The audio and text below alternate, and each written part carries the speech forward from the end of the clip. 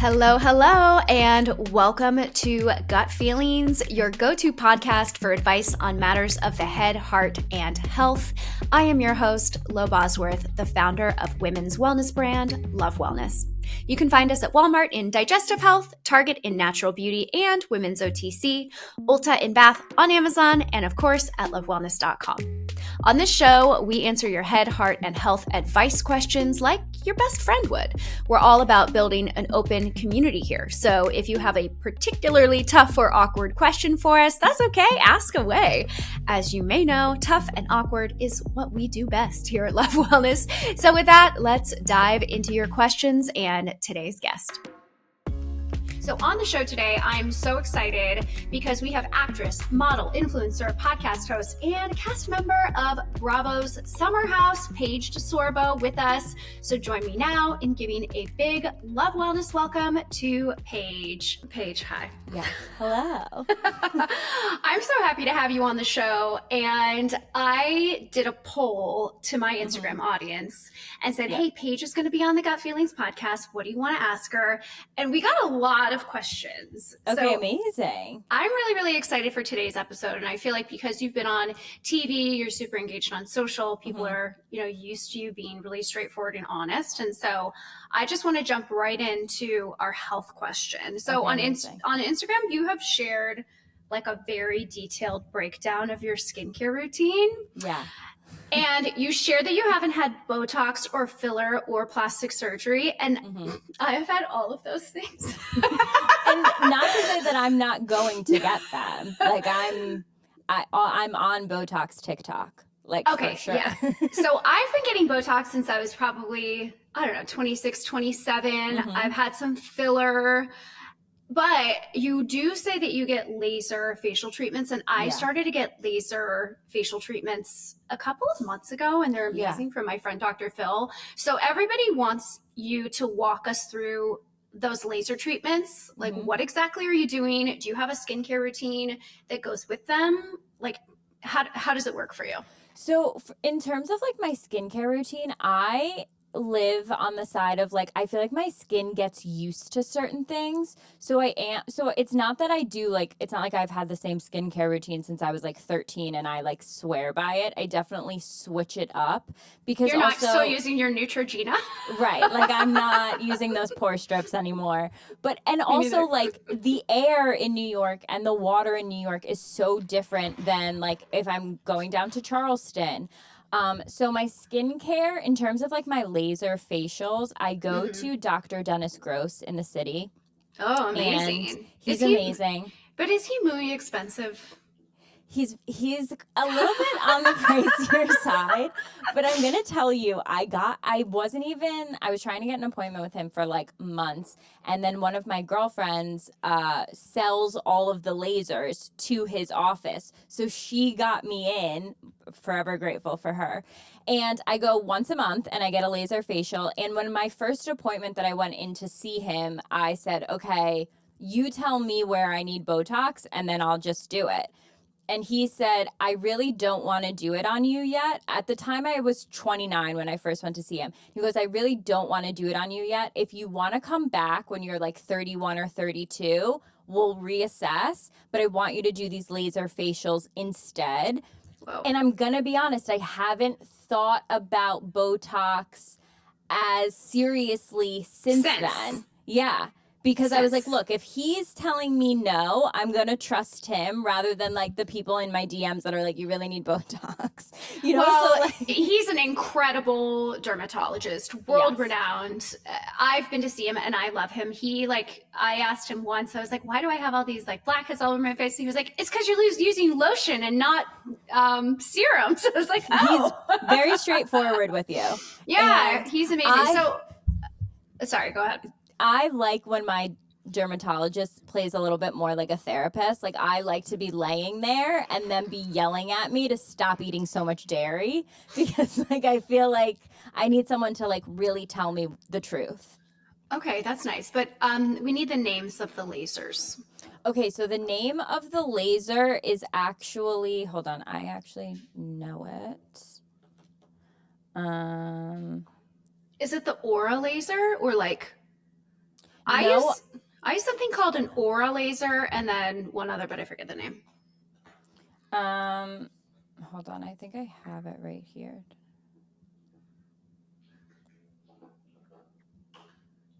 I know the name of like the brand of the laser is Cutera, but I don't know the exact name of like the actual procedure. Okay, well, we'll find out. We'll find okay. out the name of the laser, and we'll overlay it on the episode once we find out the name of the laser. So we'll have to follow up. What does the laser do? Is it for discoloration and fine lines? Does it like tighten the skin? Does it do all those things? Everything. It does all of those things. You definitely do glow like the couple days after, but it's making your pores smaller, definitely helping with your fine lines, like tightening your skin. If you have any hyperpigmentation, it helps with that.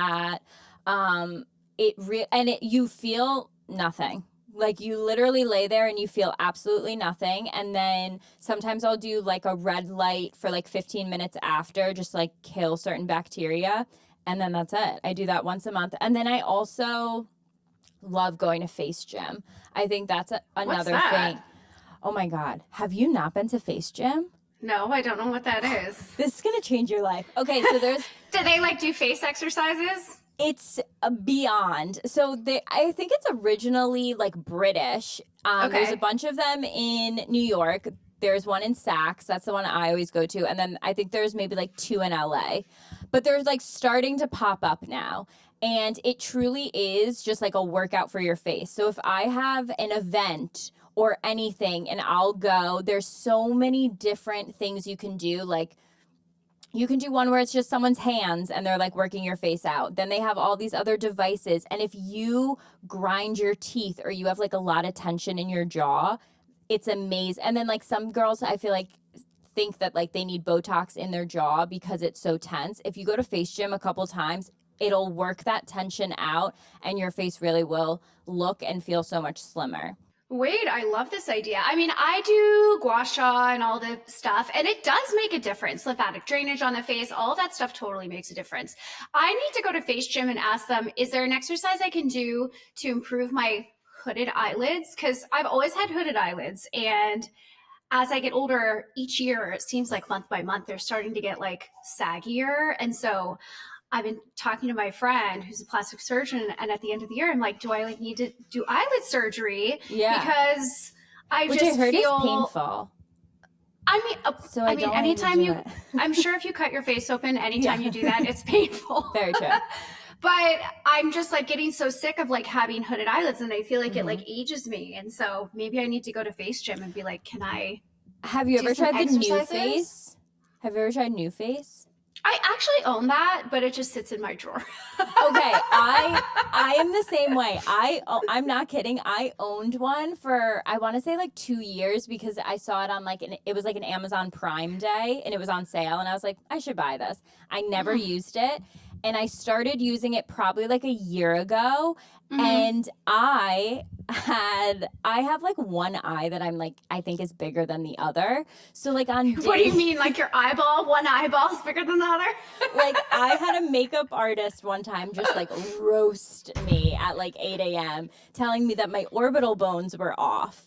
And then I have one orbital bone that's like more sunken in. So if I'm like hungover or I'm tired or it's like late at night, I feel like you can tell that one eye is a little bit smaller.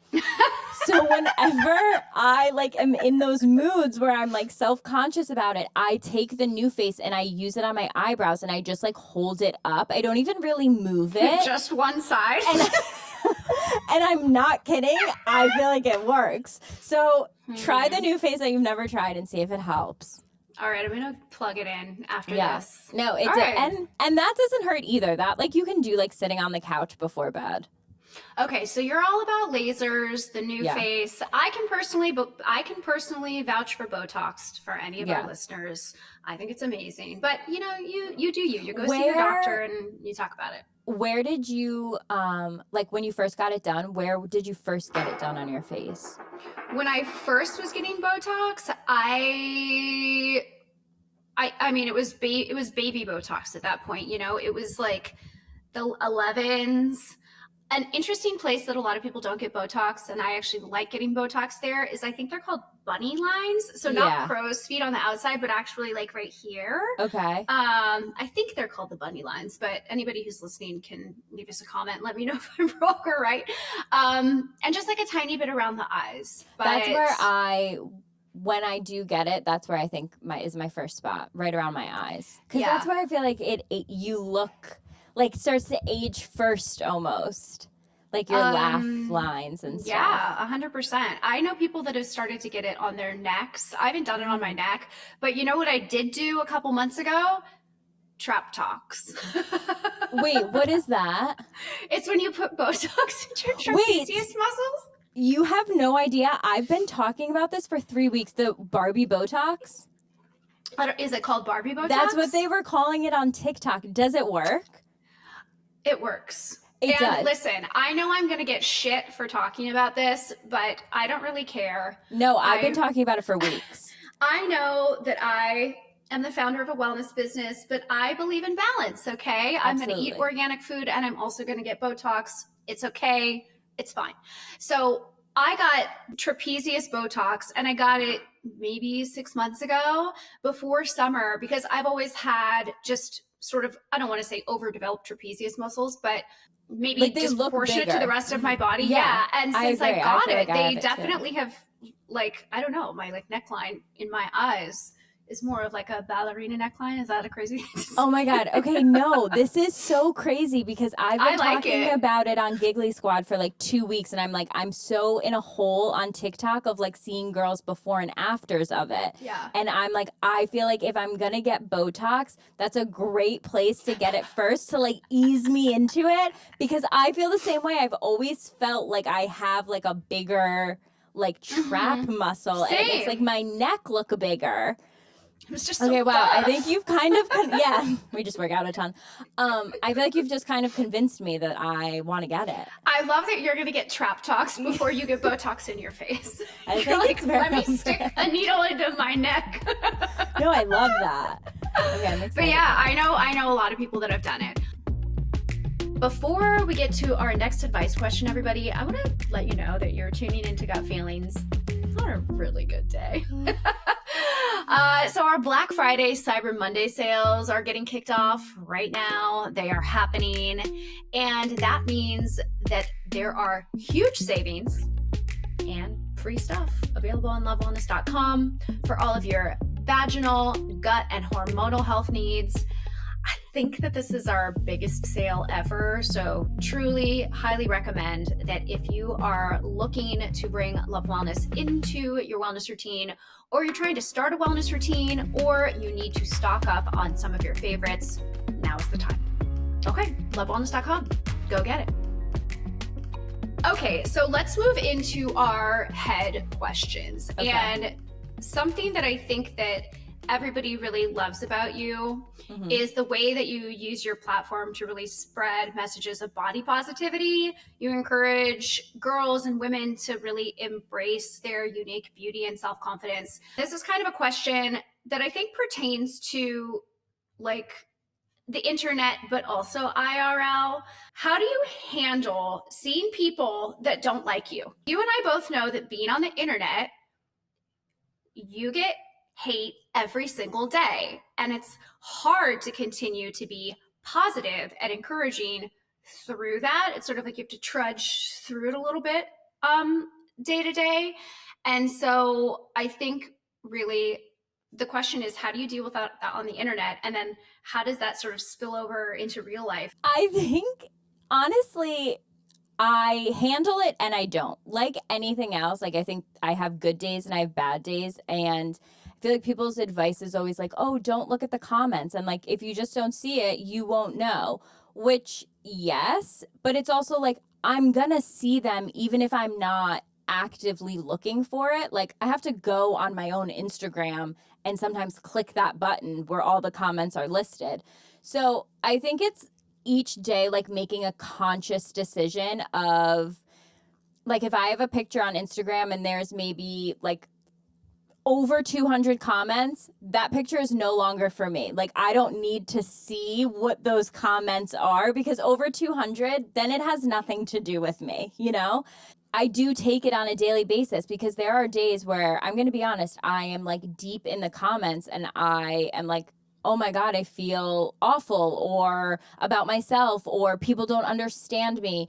Half the time it isn't like about my appearance. It's, you know, people don't get my personality, or they think I'm being mean and it was, you know, a cut sentence from a longer conversation, or it was like a funny moment that didn't translate on TV. So I've definitely gotten better in the 6 years that I've been on reality TV. Obviously, when I was 25, it was a completely different story, because you're kind of like, wait, all of these people that I don't know, like, don't like me. And the human brain is not made to see that, like, at all, in that large of numbers. I think that's where this question is coming from, right? Because as somebody who's has a career in the public eye, the question is coming from somebody who it does not have the same experience as you, right? So they're like obviously experiencing some kind of hate or negativity for the first time.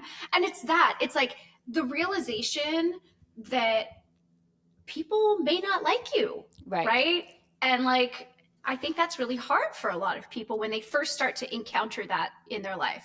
Yeah, and obviously, like, everyone deals with that a little bit growing up and being in school, and you might know, you know, okay, these two girls don't like me in high school, and you don't have to talk to them. Where, like, on Instagram, you can see people, like, disliking you together. Right. And it's really not a normal occurrence. Like, nobody should be able to watch people talking shit about them.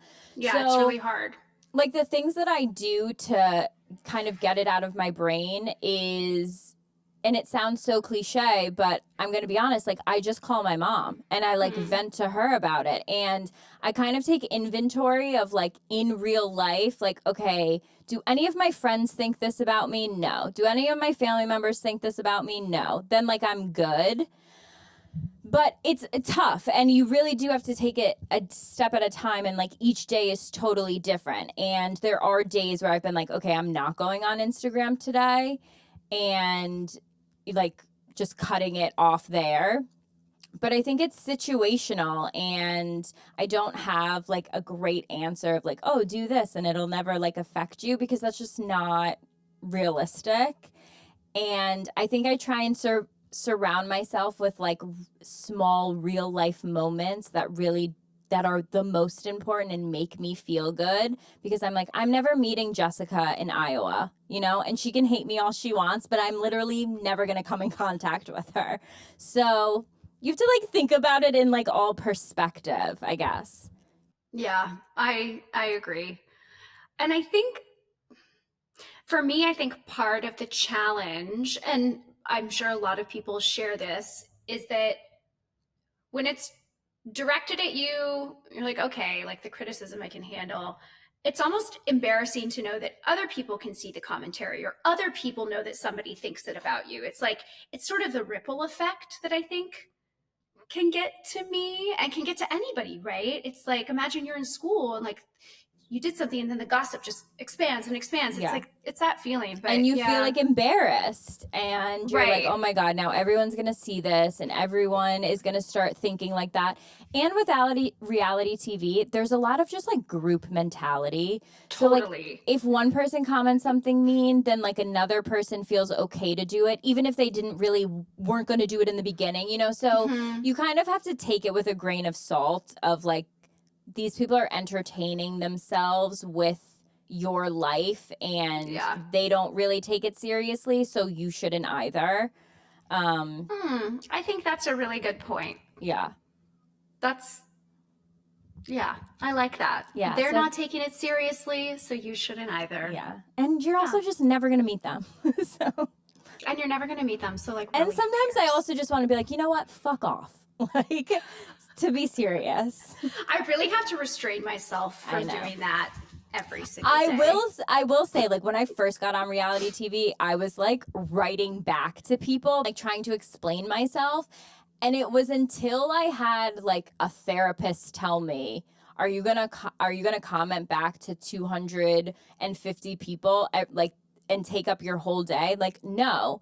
And I had someone say something to me one time that like really registered with me when I first started on TV. She said, if you were walking down the street and someone screamed at you all of these nasty things, what would you do? And I was like, oh, I would turn and be like, that person's crazy. Like, and I would just keep going. She was like, okay, so then do that on the internet too, because both of those people don't know you. They are just saying crazy things and you think they're crazy. So just move on. And that like really registered with me and just really helped me for whatever reason. So that's really, really good perspective. Yeah. I like that. All right, before we get into our final question, this is your reminder that our Black Friday, Cyber Monday sales are happening right now on lovewellnes.com. They are running through November 27th.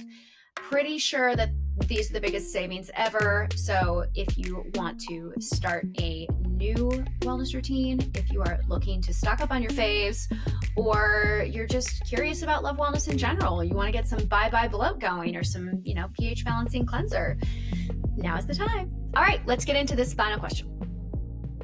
Okay, last question, matters of the heart. So it is no secret that you have experience with a long distance relationship. Everybody loves Craig. So I think though that long distance relationships can have their own set of challenges on top of the normal relationships. So we have a very specific question from somebody who is entertaining the idea of getting into a long distance relationship right now. She really likes this guy that she met, but they live like 2 hours apart by air. So I don't know the driving distance, but she said the flight is 2 hours. What should she do? Okay, so never did I ever expect myself to be in a long distance relationship, and going into it, I was like, oh, this is going to be fine. So you had no like issues. You were just, I'm going to do this. Yeah, I was like, I'm going to do, this is fine. I will say, I think it's very different being in a long distance relationship as like a grown adult than it is when I feel like a lot of people in college or in long distance, like that I think is crazy and is way harder than when you're an actual adult, because like I can make my own schedule and obviously like buy my own flights, and I'm not, in college and missing certain things on the weekend that I would like care about. So right. I will say for that, it's different. Okay. I think my number... So first, be an adult. Be an adult. Being an adult, it's very important. And if you're in college and you're doing a long distance, break up. And you're going to have more fun single. But... Yeah, she didn't include how old she was or like life stage. She just was like, I'm thinking about a long distance relationship. It's 2 hours. What should I do? I think my number one advice that helped me the most is I am a planner. I'm a list person. I kind of have to have an itinerary. I like to know like exactly what's happening for the next week. So I think my biggest advice is a schedule. Craig and I definitely have like two opposite busy seasons. So obviously I'm filming Summer House all summer. So I'm in New York, July, August, and then September for Fashion Week. And he definitely comes to me during those times. But then when it switches to like October, November, December, the more like the winter months, I go down to him more often. So I think you have to take inventory of your schedules, and it has to be a two-way street. Like each person can't be like, oh, you've been coming to me more and I've been traveling to you more this time. Like you really can't fight about that. I think there needs to be a schedule in place. And also Craig and I made this rule that we wouldn't go longer than 2 weeks without seeing each other. And because obviously like you make a schedule and plans change and things pop up and people have things to do. So you can't always stick to your schedule. But I think that's the framework. Yes. That's the general framework that you aim for. Absolutely. You need a certain framework. And then we made that rule, and that really helped us like work on the schedule of like who was going to who when. Yeah. And I will say we've honestly never fought about being long distance in terms of we thought one person was doing more for the relationship. Mm-hmm. And then I think it does get to a point where you're like, okay, well, are we going to live in one place. Right. Well, So, are you? And that's where I'm at. And that's where I'm at right now. Tell us where you're moving. Is Craigie going to move to New York? It's funny because we were just with a bunch of friends over the weekend who aren't on TV, and they had asked me the same question. Said like, oh, like, when do you think you'll move down here? And he actually spoke for me, which I was like not expecting. He was like, Paige, you know, is very career driven, and we're just on our own timeline. And when it happens, it'll happen, and we'll see where we're at in the next couple of years. And I was like so thankful that he said that, because sometimes when it is coming from me, people automatically are like, oh, you don't love him as much as he loves you, and oh, you're selfish. And honestly, just because I'm the girl.